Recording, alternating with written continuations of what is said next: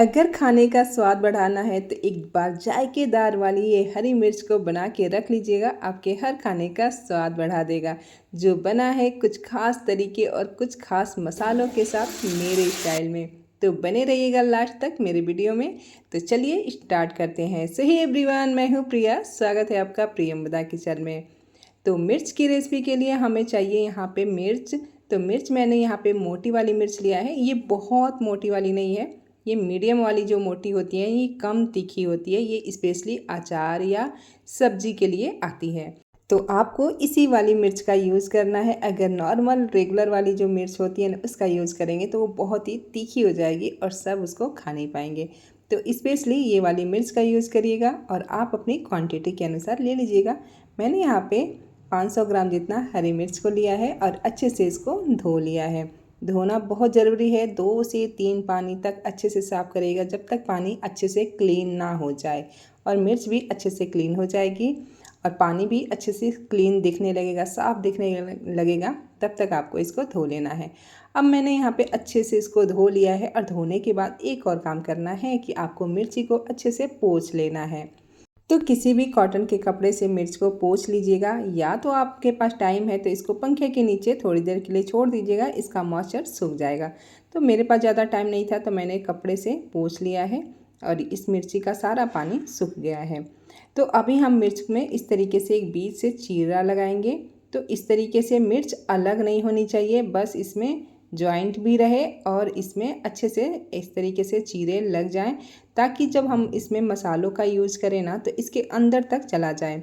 हम इसको स्टफ्ड नहीं करेंगे, हम ऐसे ही बनाएंगे और जब हम इस तरीके से चीरे लगाएंगे ना तो मसाले अपने आप इसके अंदर चले जाएंगे।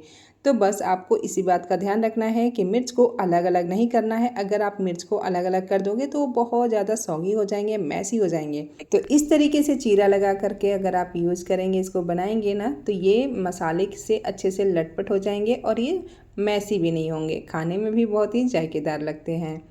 तो इसी तरीके से आपको सारे मिर्च को बीच से इसी तरीके से चीरा लगा लेना है। तो देखिए मैंने यहाँ एक एक करके यहाँ पे सारे मिर्च में चीरे लगा लिया है और ये हमारी मिर्च अच्छे से अब रेडी है इसको बनाने के लिए। और जब तक हम बनाने चल रहे हैं तब तक आप इस वीडियो को लाइक कर दीजिएगा। तो चलिए, आपने लाइक भी कर दिया और हम अपनी रेसिपी की आगे की शुरुआत करते हैं। तो अभी हमने यहाँ पे गैस पे रखी है एक कढ़ाई। कढ़ाई को अच्छे से गर्म होने देंगे।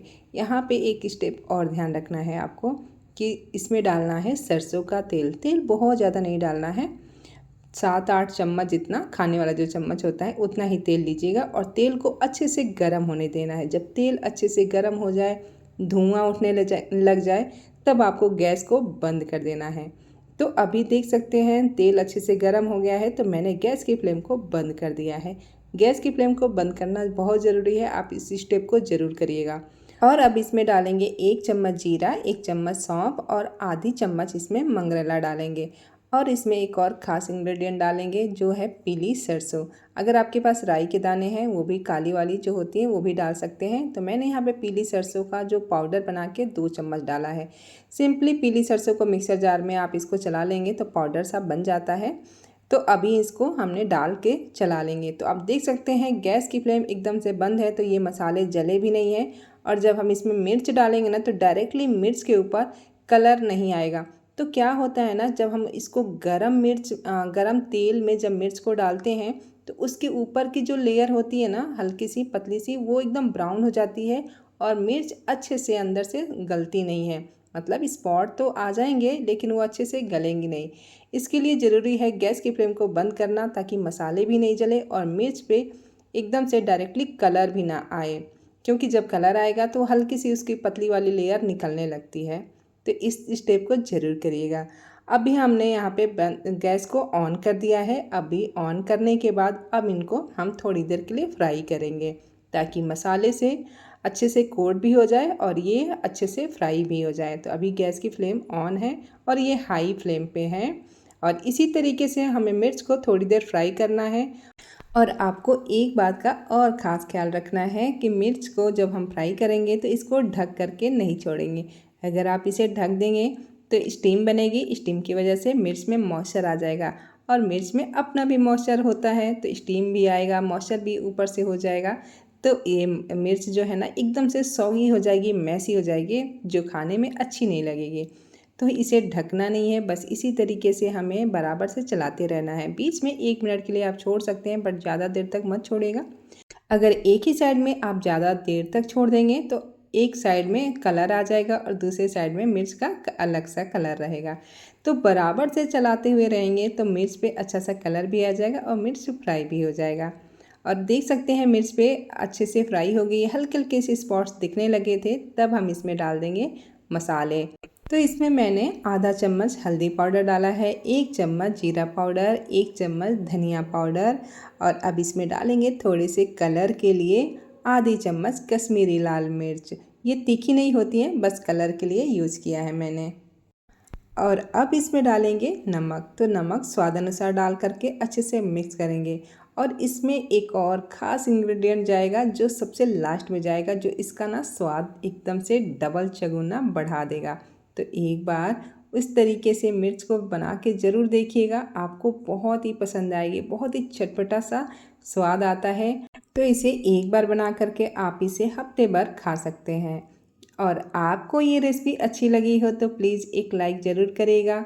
मेरे चैनल पे नए हैं तो सब्सक्राइब भी कर लीजिएगा और बेल आइकन को भी प्रेस कर लीजिएगा, ताकि आने वाली हर वीडियो की नोटिफिकेशन आपको मिलती रहे। और मेरे चैनल पे आपको ढेरों सारी यूनिक रेसिपी, यूनिक आइडियाज़ के साथ मिलते रहेंगे, तो प्लीज़ मेरे साथ बने रहिएगा। मैंने इससे पहले अरवी की रेसिपी भी बड़े ही अलग तरीके से यूनिक आइडियाज़ के साथ शेयर किया है, तो प्लीज़ उसे ज़रूर आप वॉच करिएगा। आपको पसंद आए तो उस पर भी कमेंट कर दीजिएगा। और देखिए अब इसमें डालेंगे इमली का पानी।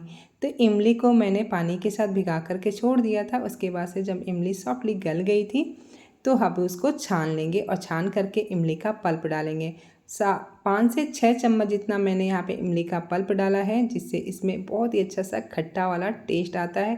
और एक बार इस तरीके से आप बना के देखिएगा, आपको बहुत ही पसंद आएगा। बहुत ही जायकेदार लगता है इमली की वजह से, और इसमें चटपटे मसालों का स्वाद भी आता है। इमली का पानी डालने के बाद अच्छे से मिक्स करेंगे। उसके बाद से हमें इस तरीके से अलग अलग थोड़ा सा फैला देंगे, ताकि ये थोड़ा सा इमली का जो मॉइस्चर है वो सूख जाए।